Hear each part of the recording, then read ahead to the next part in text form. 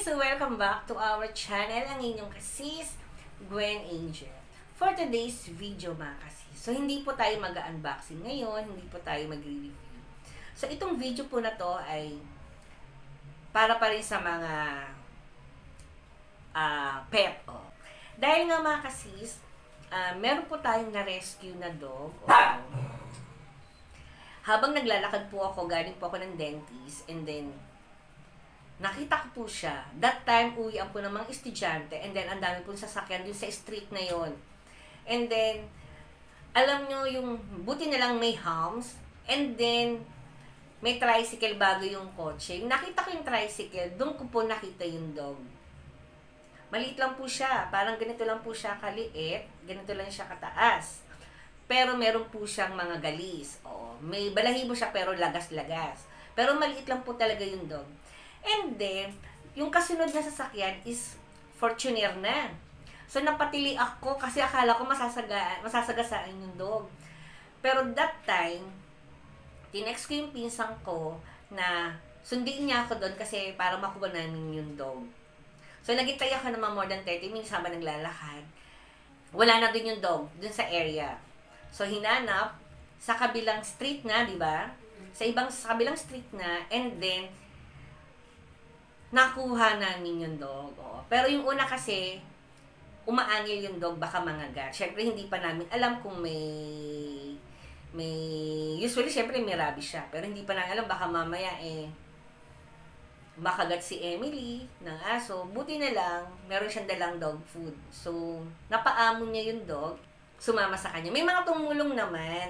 May mga tumulong naman mga tricycle. Kasi sabi niya, nakawawa naman kung masasagasaan. Kasi mga kasis, maliit lang po talaga siya. Parang ganito lang siya kalaki, Tapos ganito lang siya katababa. Ayan. So, ayun. Pero ngayon mga kasis, 1 week na kasi siya dito sa bahay. And then, may ginagamot na kami sa kanya. So, ito yung isa sa mga in-spray namin sa kanya. And then, nag-order tayo sa online ng sabon. So, kulang-kulang pa yun. Hindi pa halos lahat dumarating. Unang araw, 2 araw, hanggang mapaamo namin yung aso. Ayun, nagupitan siya, nabawasan ng buhok, kailangan kasing kalbuhin, and then napaligo. Twice na siyang naligo ngayon mga kasis. So, ayun mga kasis, kukunin lang namin si Do para makita nyo po talaga siya. So, welcome back mga kasis. So, andito na yung dog. So, meron na kaming pangalan na binigay sa kanya. Yung pangalan kasi na yun ay para sa susunod naming dog. Pero dahil hindi na ako bibili, dahil nakita ko na nga siya, sa kanya ko lang pinangalan yung magandang pangalan. So, andito na siya mga kasi. So, ginagamot talaga siya ngayon. So, dito na siya. Ayan. Ayan. So, meron po talaga siyang mga allergy or meron siyang galis. Pero this time kasi, ginupitan na namin siya. Hindi na siya ganun kabaho, hindi na siya ganun kapula, pero may something smell pa rin, may amoy pa rin ng konti. Ayan, so, ayan. Kinalbo na namin siya. Alam niyo mga kasis, para siyang chihuahua na chihuahua na long coat, parang ganon. So, sa ngayon talaga hindi pa namin siya ma-recognize. Dahil pinagagaling pa natin siya. Pero sana, gumaling siya, pero lagi namin kinakausap si Adam, ayan na, gumaling siya para maging maganda siya. Kasi mga kasis, this time po, sa tindahan po muna siya naka-stay. Pag gumaling na siya, ipapasok na namin siya dito. Kasi meron din po kami mga 4 na dog dito. So, ayaw din namin mahawa yung iba namin dog. So, nagpapagaling muna tayo kay Adam.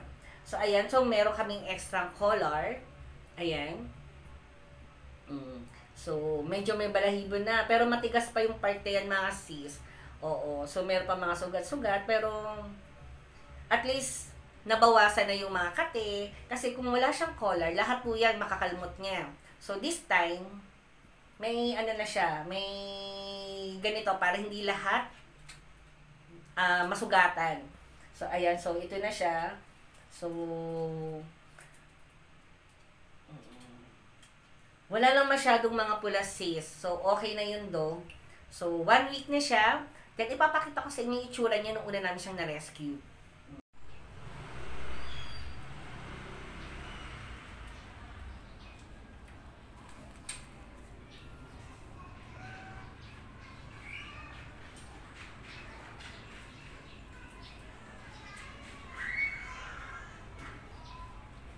Ayan. Ayan. So, okay na siya. Tahimik siya mga kasis. And then, para hindi siya awayin ng mga dog namin is pinakilala na namin siya sa ibang mga dog and cats para maging hindi siya awayin. So, ayan, okay naman po siya. Ayan, siya po si Adam. Ayan. Hi, Adam. Ayan. Sana gumaling po siya. And then, kaya nga po tayo umorder ng Betnaderm. And then, meron tayong Nature Advance. At meron pa kaming isa pang in-spray sa kanya, nasa baba. O, yun muna ginagamit talaga namin sa kanya. And then, meron pa akong extra Detex. So, yun i-apply ko sa kanya. After niya uling maligo, after 2 days. O. Ayan. Ayun mga kasi, so, wala na siya masyadong pula. Oo, sana gumaling po siya. Gumaling po sana si Adam. So, yun lang mga kasis. A-update ko rin po kayo pag okay na si Adam. Pag gumaling na siya, wala na siyang pula-pula sa katawan, wala na siyang sugat, so i-update ko po kayo. Ayan. So ito po yung ating na-rescue na dog. Ayan. So yun ang mga kasis. Maraming salamat. Sinamahan niyo ako dito sa ating video. So, hello ka na sa kanila, Adam. Hi, I'm Adam. Ayan. So yun ang mga kasis. Maraming salamat po. So don't forget to like and subscribe. Hi. Hello.